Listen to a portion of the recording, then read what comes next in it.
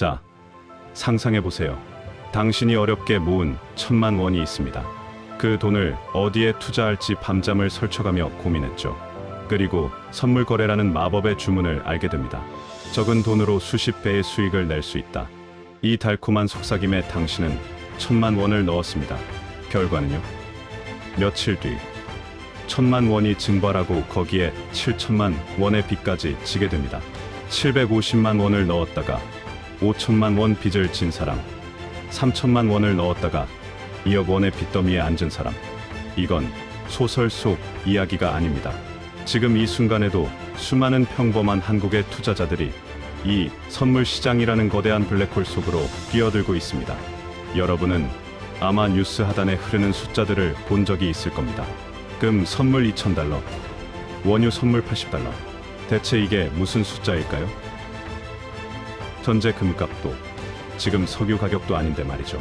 이게 바로 미래의 가격을 지금 약속해두는 일종의 계약서, 즉 선물 퓨처스입니다. 이름만 들으면 되게 복잡하고 전문적인 금융상품 같지만 사실 이 선물 거래의 시작은 아주 평범하고 심지어 따뜻하기까지 했습니다. 믿기시나요? 지금의 이 빚더미 제조기가 원래는 평범한 상인들이 장사 망하지 않으려고 만든 안전장치였다는 것을요. 어떻게 안전장치가 인생 파탄 무기로 변질되었을까요? 오늘은 이 선물 거래가 가진 세 가지 얼굴, 즉 안전장치의 얼굴, 투자의 얼굴, 그리고 파멸의 얼굴을 경제학 부시기에서 낱낱이 파헤쳐 보겠습니다. 이제부터 그 아이러니한 여정을 따라가 봅시다.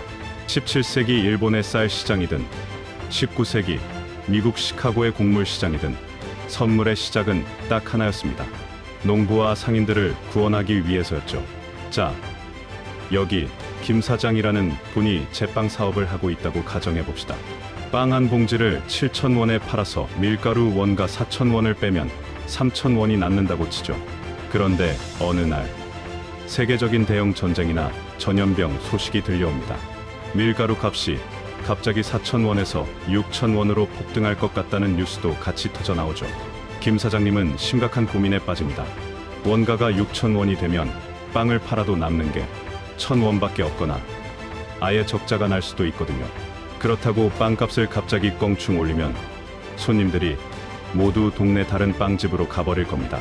임대료, 인건비, 전기세, 이 고정 비용은 계속 나가는데 이익이 사라지면 폐업만이 남은 길이죠.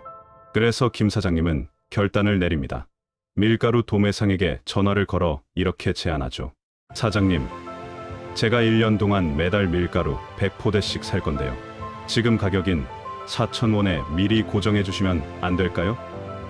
도매상 입장에서도 나쁠 게 없습니다. 혹시 밀가루 값이 떨어져서 손해를 볼 수도 있지만 적어도 1년치 확실한 매출처를 확보하는 셈이니까 안정적이거든요. 이렇게 둘은 1년 뒤에 밀가루 거래 가격을 지금 정해놓는 계약을 맺었습니다. 이것이 바로 선물 거래의 가장 순수하고 원초적인 형태입니다. 6개월 뒤 예상대로 밀가루 가격은 6,000원으로 폭등했습니다. 동네 다른 빵집들은 비명을 지르며 빵값을 올렸다가 손님이 줄어 폐업 위기에 몰렸지만 김 사장님은 여전히 4,000원의 밀가루를 공급받고 있습니다. 김 사장님은 안전합니다. 이것이 바로 선물 거래의 원래 목적이자 전문 용어로 헤징, 즉 위험 회피입니다. 가격 변동이라는 무시무시한 사고로부터 내 사업을 지켜주는 든든한 보험을 드는 것과 같죠. 대한항공이 유가 변동을 막기 위해 원유 선물을 사용하고 삼성전자가 환율 변동에 대비해달러 선물을 쓰는 것. 이것이 바로 선물의 올바른 첫 번째 얼굴입니다. 여기까지는 너무나도 건전하고 합리적이죠. 그런데 언제부터인가 이 시장에 밀가루도 빵집도 필요 없는 사람들이 들어오기 시작했습니다. 바로 투자자들입니다. 이들은 밀가루를 사서 쓰려는 게 아니라 그저 가격 변동 자체로 돈을 벌려고 하죠. 자, 이제 박투자라는 사람을 만나봅시다. 이 사람은 뉴스를 보다가 러시아 전쟁 때문에 밀 수출이 막혔으니 밀가루 값이 오를 것 같다고 예측합니다. 그래서 3개월 뒤 밀가루를 4,000원에 사기로 약속하는 계약을 삽니다. 3개월 뒤 밀가루 값은 6,000원이 됩니다. 투자는 실제로 밀가루가 필요 없으니 4,000원에 사기로 한 계약을 6,000원짜리 시장에 파버립니다. 그 차액인 2,000원을 앉은 자리에서 버는 거죠. 만약 100포대 계약이었다면 20만 원 수익입니다. 반대로 최투자라는 사람도 있습니다. 이 사람은 전쟁이 곧 끝날 것 같으니 밀가루 값이 떨어질 것이다 라고 생각했습니다.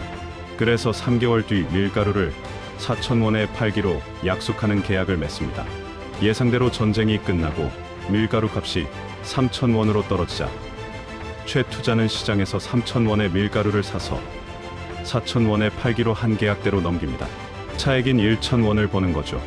이걸 숏 포지션 또는 공매도라고 합니다. 가격이 오를 것 같으면 롱 포지션으로 사고 떨어질 것 같으면 숏 포지션으로 파는 겁니다. 시장이 오르든 내리든 돈을 벌 수 있는, 이게 바로 선물 거래의 매력적인 두 번째 얼굴, 투자의 얼굴입니다. 한국에서는 코스피 200 지수 선물, 달러엔화 선물, 금 선물, 그리고 최근에는 비트코인 선물까지 거래됩니다. 해외 시장까지 포함하면 원유, 천연가스, 옥수수, 심지어 돼지고기 선물까지 있죠. 정말 다양한 자산에 투자할 수 있는 매력적인 도구임은 틀림없습니다. 자, 여기까지 들으신 분들은 아마 와, 이거 진짜 대박인데 나도 한번 해볼까 라는 생각이 드실 수도 있습니다. 하지만 지금부터가 우리가 이 영상을 끝까지 봐야 하는 진짜 본 게임입니다. 선물 거래의 가장 치명적이고 가장 위험천만한 세 번째 얼굴, 바로 레버리지를 마주할 시간입니다. 레버리지는 우리말로 지렛대 효과입니다. 쉽게 말해 적은 돈으로 엄청나게 큰 금액을 움직이는 시스템이죠. 합법적으로 빚을 내서 투자하는 것인데 그 규모가 상상을 초월합니다. 앞선 예시처럼 1억 5천만 원어치 금 선물 계약이 있다고 해봅시다. 일반 주식이라면 1억 5천만 원 전액을 통장에 넣어야 살 수 있습니다.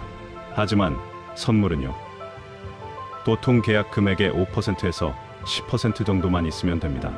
만약 증거금이 5%라면 750만 원만 내면 1억 5천만 원짜리 거래를 할 수 있는 겁니다. 무려 20배의 레버리지가 발생하는 것이죠. 여기서부터 문제가 시작됩니다. 수익이 20배가 되는 것은 맞습니다.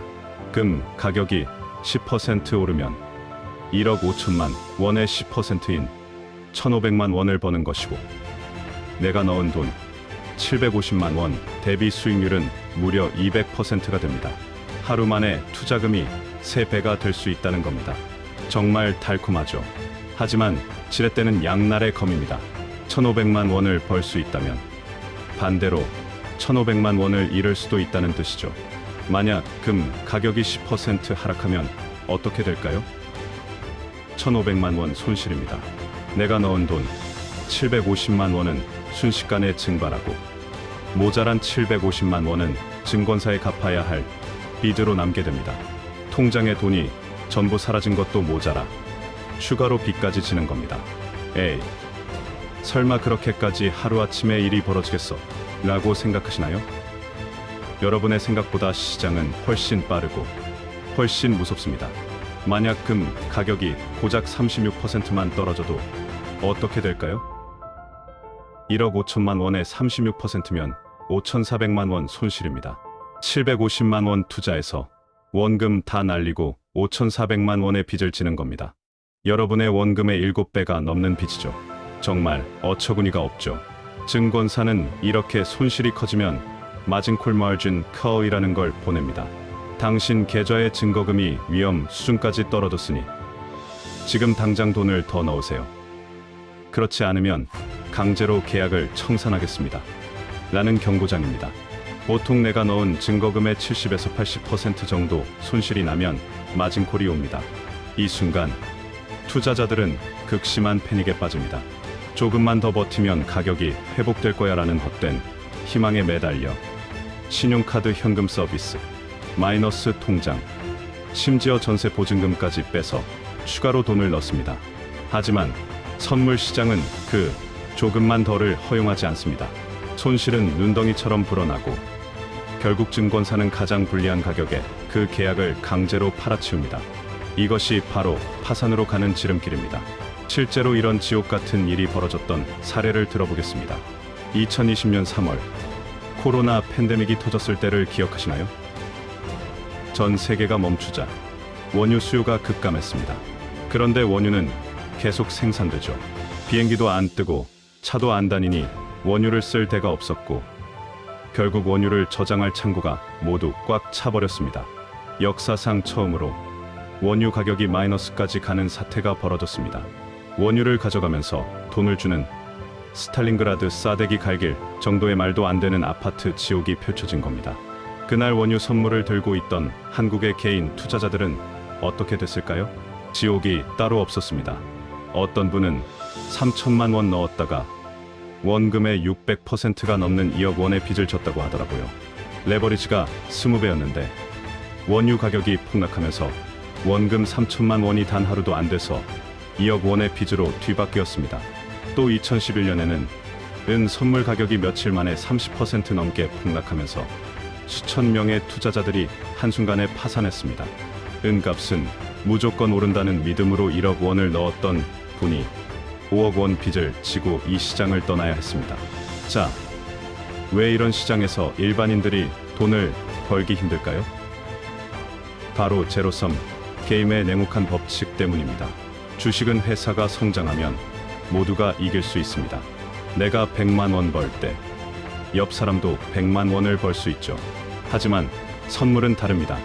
누군가 100만 원을 벌었다면 누군가는 정확히 100만 원을 잃어야만 하는 구조입니다. 제로섬 게임이거든요. 여러분이 싸우는 상대가 누구인지 아세요? 골드만 삭스, JP모건 같은 세계 최고의 투자 은행들과 수십 년 경력의 전문 트레이더들입니다. 이들은 슈퍼컴퓨터로 시장을 분석하고 전 세계의 정보망을 실시간으로 모니터링하며 수백억 원짜리 리서치 팀을 운영합니다. 여러분이 짬을 내서 오늘 금값이 오를 것 같은데? 라고 생각할 때 이들은 이미 3개월 전부터 여러분의 포지션을 노리고 있었을 수도 있습니다. 이런 사람들과의 싸움에서 일반 투자자가 이길 확률이 얼마나 될 것 같나요? 통계가 그 현실을 적나라하게 보여줍니다. 실제로 선물 거래를 하는 개인 투자자 10명 중 9명이 돈을 잃는다는 통계가 있습니다. 미국 선물거래위원회 조사에 따르면 개인 투자자의 평균 손실률은 마이너스 30%에서 마이너스 40%에 달한다고 합니다. 그나마 돈을 버는 10%의 사람들도 대부분 전업, 트레이더거나 금융업계 종사자들입니다. 한탕을 노리고 뛰어든 평범한 사람들은 거의 다 손실을 보죠. 게다가 선물은 주식과 달리 만기가 있습니다. 주식은 10년이고 20년이고 버티면 언젠가 회복할 수 있다는 믿음이 있지만 선물 계약은 길어야 1년이면 무조건 끝이 납니다. 그 기간 안에 가격이 회복되지 않거나 예상과 다르게 움직이면 무조건 손실을 확정하고 나와야 합니다. 시간이 여러분의 가장 무서운 적이 되는 겁니다. 결국 선물 거래는 일반인에게 독이 든 성배와 같습니다. 그렇다면 이 위험한 시장에서 살아남기 위한 방법은 무엇일까요?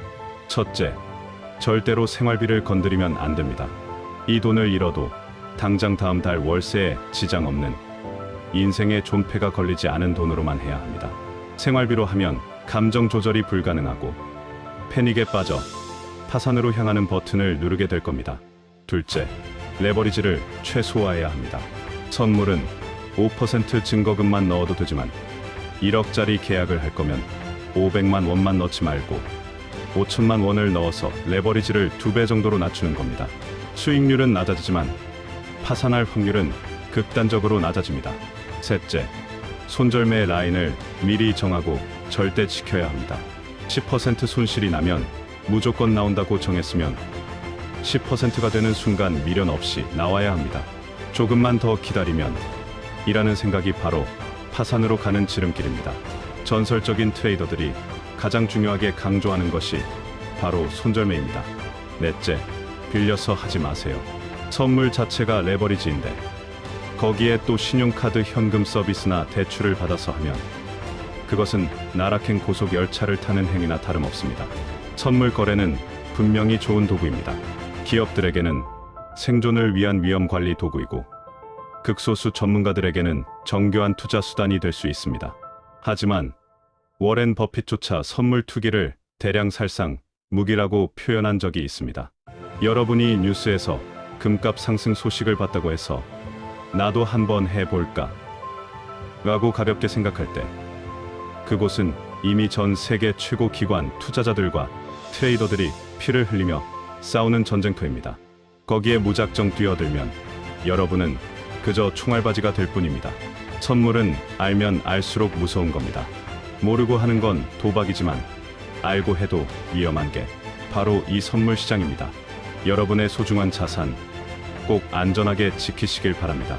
현명한 판단으로 이 거대한 금융의 파도를 헤쳐나가시길 기원합니다. 경제학 부시기에서는 또 다른 흥미로운 경제 이야기로 찾아뵙겠습니다. 구독과 좋아요 그리고 알림 설정은 채널 운영에 큰 힘이 됩니다. 시청해 주셔서 감사합니다.